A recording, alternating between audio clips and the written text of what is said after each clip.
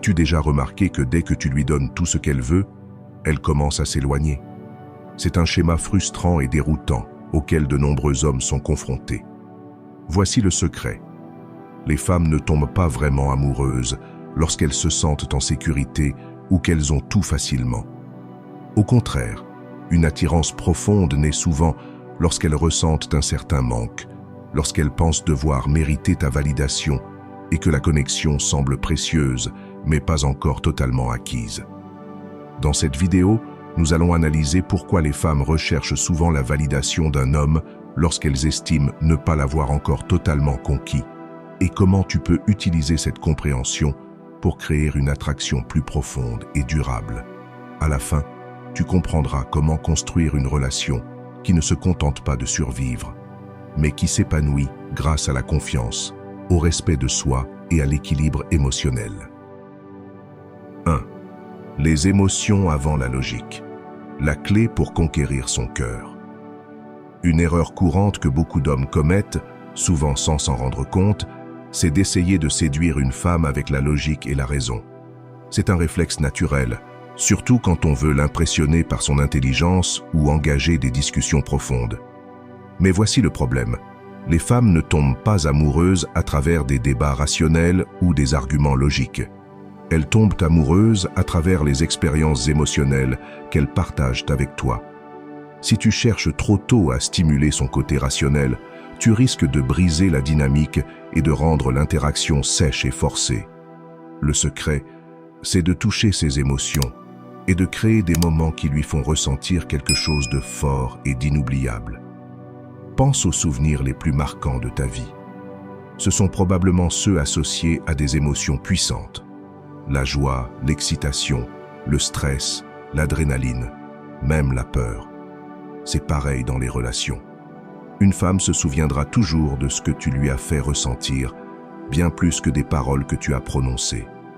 Si, dès le premier rendez-vous, tu te lances dans des discussions trop sérieuses sur l'économie ou la politique, tu risques de l'ennuyer.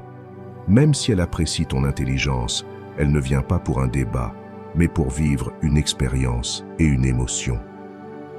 Compare cela à un rendez-vous plus spontané.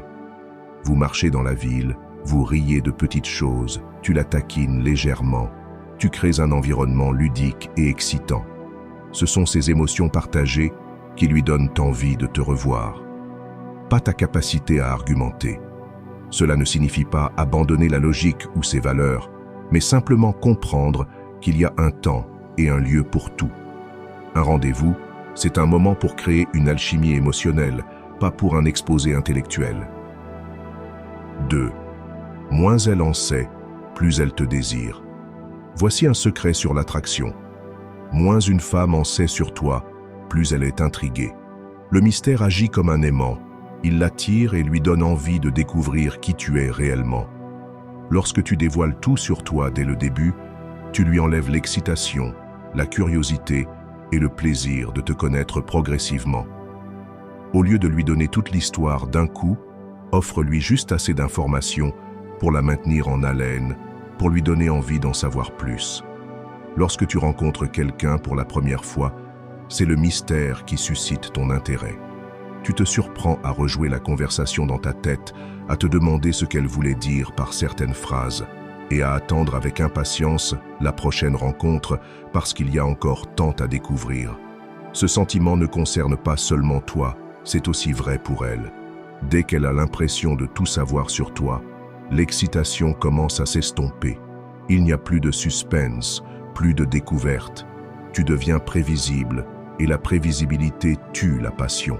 Ce n'est pas un jeu, c'est simplement comprendre la valeur de la patience et laisser les choses se dérouler naturellement.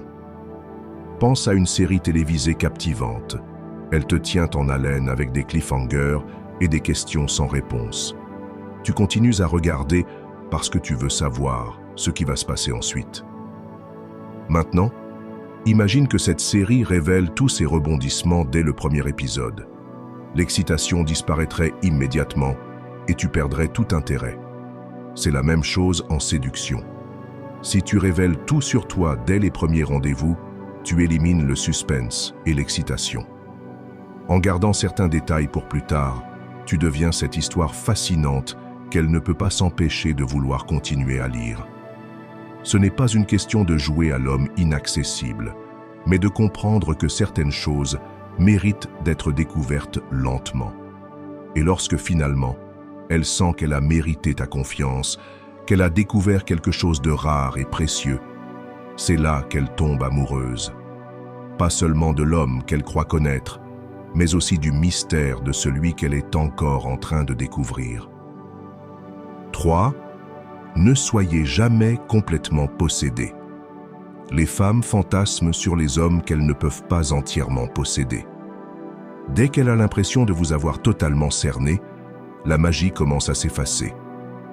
L'attrait d'un homme réside souvent dans son côté insaisissable, dans le sentiment qu'il reste toujours une part de lui qu'elle n'a pas encore conquise. Pensez aux personnages que les femmes romantisent dans les films et les romans. Ce ne sont presque jamais ceux qui sont entièrement ouverts et facilement accessibles. Au contraire, ce sont ceux qui sont mystérieux, insaisissables et qui dégagent une part d'imprévisibilité. C'est précisément cette impression d'être légèrement hors de portée qui alimente le désir. Les femmes ne veulent pas d'un homme qu'elles peuvent complètement posséder dès le départ. Elles veulent un homme qui représente un défi, qui les pousse à se poser des questions et à se demander ce qu'ils pensent réellement. Il ne s'agit pas d'être émotionnellement indisponible, mais plutôt de maintenir une certaine indépendance, de montrer que vous avez votre propre vie, vos propres objectifs et que tout n'est pas dévoilé d'emblée. Imaginez un homme qui, après quelques bons rendez-vous, commence à appeler et à envoyer des messages en permanence, montrant clairement qu'il est entièrement disponible et à sa disposition. Au début, elle peut apprécier l'attention, mais au fil du temps, elle commence à sentir qu'il n'y a plus aucun mystère. À l'inverse, un homme réellement intéressé, mais pas toujours immédiatement disponible, crée une toute autre dynamique. Il est attentif quand ils sont ensemble, mais il n'est pas toujours joignable, et il a ses propres projets et priorités. Elle commence alors à se demander ce qu'il fait, avec qui il passe du temps, pourquoi il n'est pas constamment là.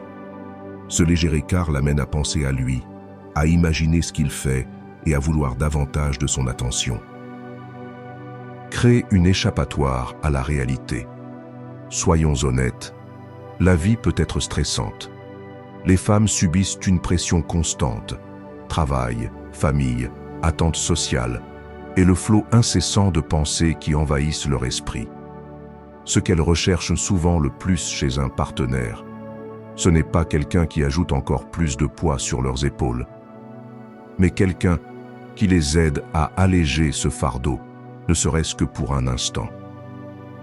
C'est là qu'intervient le pouvoir de la légèreté et du jeu. Quand tu es détendu et joueur, tu crées pour elle une petite échappatoire à la réalité, un espace où elle peut se libérer de ses soucis et simplement profiter du moment. C'est une expérience à laquelle elle reviendra toujours, car cela lui fait du bien, c'est rafraîchissant et différent du stress quotidien. La légèreté, c'est comme une bouffée d'air frais. C'est un rappel que tout n'a pas besoin d'être sérieux, qu'il est possible de rire, de se détendre et de ne pas toujours tout prendre au sérieux. Les femmes sont naturellement attirées par les hommes qui les font se sentir jeunes à nouveau, qui savent les taquiner de manière amusante et non stressante. Il ne s'agit pas d'être immature, mais de savoir quand alléger l'atmosphère et apporter une touche de fun à une situation. Imagine ceci, vous êtes en rendez-vous et elle te parle de sa journée stressante au travail. Plutôt que de devenir sérieux et d'essayer de résoudre ses problèmes, tu lui lances avec un sourire « On dirait que tu as besoin d'un expert en évasion. Bonne nouvelle, je suis un spécialiste du fun spontané. » Puis, tu proposes quelque chose de léger et amusant. Un petit concours de danse improvisé ou inventer des histoires ridicules sur les gens autour de vous. Soudainement, elle rit, ses soucis s'évanouissent et elle passe un excellent moment avec toi. Ce n'est pas l'activité qui compte, mais la manière dont tu la fais se sentir, insouciante et heureuse. Sénèque disait « Une vie heureuse est une vie en accord avec sa propre nature. » Quand tu es naturellement joueur, que tu ne forces pas les choses à être trop sérieuses ou logiques tout le temps, tu incarnes ce principe. Le rire est un des outils les plus puissants pour créer une connexion. Quand tu la fais rire, tu ne fais pas que l'amuser. Tu crées un moment de complicité, un instant où vous êtes pleinement présents ensemble.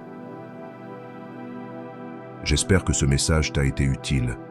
Si tu as aimé la vidéo, je te serais reconnaissant de laisser un j'aime et de t'abonner. Si tu te retrouves sans mots, écris simplement « J'apprends » pour montrer que tu fais partie de la minorité qui a suivi la vidéo jusqu'à la fin.